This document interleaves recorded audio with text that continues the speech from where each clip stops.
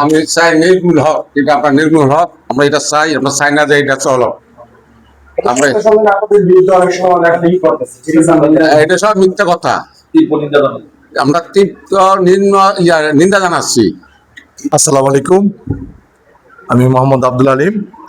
আমার সবচেয়ে বড় হলো কুমিল্লার সাংবাদিকদের কাছে যারা মাদক নিয়ন্ত্রণ করে বা মাদক নিয়ন্ত্রণ পরিচালনা করে আর যারা বহন করে তাদেরকে যাতে নিম্নপক্ষে 3 বছরের সাজা দিতে জামিন না দেওয়া হয়, আর যারা এই কাজটি করায় এবং করে তাদেরকে খুঁজিয়া বার করে প্রশাসন সব জানে। আমি প্রশাসনের সাথে অনুরোধ করি যাতে তারাকে না ছাড়া হয়, কমপক্ষে 3 বছর জামিন না দেওয়া হয়। গেলে কোর্টে গেলে 1 মাস পরে তারা আইয়া আবার শুরু করে।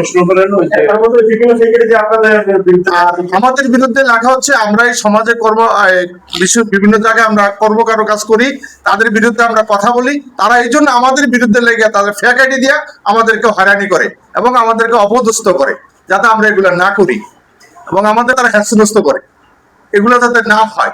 আমি আপনাদের কাছে অনুরোধ করছি, কুমিল্লা সংবাদের কাছে সম্মানিত, যাতে আপনারা এগুলো খুব কেয়ারফুল ভাবে ইয়া করবেন। আসসালামু আলাইকুম। আসসালামু আলাইকুম। উপস্থিত সকলকে অসংখ্য ধন্যবাদ। বিশেষ করে আয়োজক আমাদের যে একটা কার্যক্রম শুরু হয়েছে, আমরা কতটুকু সফল হতে পারবো আমরা জানি না, তবে আমরা যে কার্যক্রম শুরু করতে পেরেছি এটা প্রতিবাদ জানাদের সুযোগ পেয়েছি, এই জন্য সকলকে ধন্যবাদ। এবং উপস্থিত সংবাদকর্মী, কুমিল্লার অনুসন্ধান কর্মী, আপনাকে অসংখ্য ধন্যবাদ যে এরকম একটা আমাদের বিরুদ্ধে অপপ্রচার আছে। সৎ কাজে সৎ বাধা আসবে, আমরা যেন একটা ভালো কাজ শুরু করেছি সেই জন্য আমাদের প্রতি বাধা আসবে, সমাজের প্রতি বাধা আসবে, যারা এটা রুখে দাঁড়াবে তাদের প্রতিও বাধা বিঘ্ন আসবে। আমরা এর ঊর্ধ্বে গিয়ে যেন এটাকে সফল হতে পারি সর্বশেষ সেই প্রচেষ্টা এবং সকলের দোয়া কামনা করছি। আমরা একটা সুন্দর সাবলীল সমাজ চাই, সেই প্রত্যাশা। ধন্যবাদ সকলকে। আসসালামু আলাইকুম। আমি এই মাদকের যে সামাজিকভাবে বৈঠক হয়েছে, আমি বৈঠকে দুইটা উপস্থিত ছিলাম।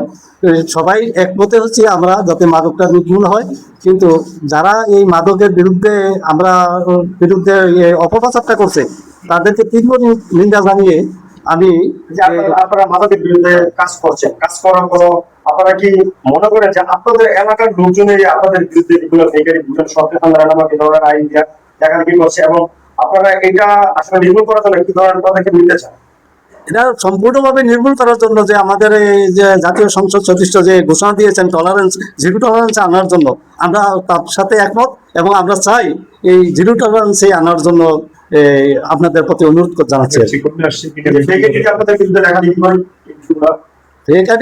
লেখালেখি করে তাদের বিরুদ্ধে আপনারাও একটু সিস্টার হয়ে দেখেন, আমরাও দেখি তারা কে বা কাহারা আমাদের বিরুদ্ধে এই লেখালেখিটা করতে আছে, আমরাও দেখি, আপনারাও ইয়ে করে দেখেন আর কি ওরা কারা। আমার পরিচয় আমি এক নং ইউনিয়ন রাজাপুর 1 নং ওয়ার্ড, আমি মূলদলের সাধারণ সম্পাদক, আমি কাজী আক্তার হোসেন। আমার কথা হলো আমাদের একটা বর্ডার বেল্ট এলাকা, তো আমরা তো একটা শান্তিতে বাস করার, সবাই তো তাদের মান সম্মান নিয়ে বাঁচার ইচ্ছা।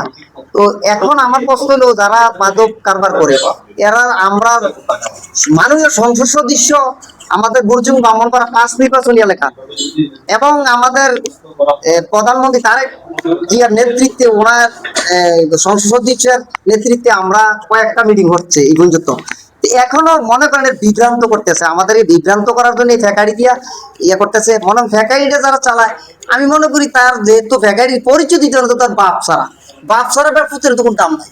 তো এইটা ভীষণ মারা কত কিছু করতে পারে। আমরা যারা সচেতন আছি, সচেতন মহল মনে করি, সচেতন মহল এইটারে ঘৃণা করি, কেননা আমাদের সন্তান মনে করেন পুরুষ গেছে, আমরা চাইতেছি আমাদের নাতিপুতি আসবে, এগুলা ভালোর দিকে যাইতে হইলে একটা সমাজ, ভালো একটা সমাজ গড়তে হবে।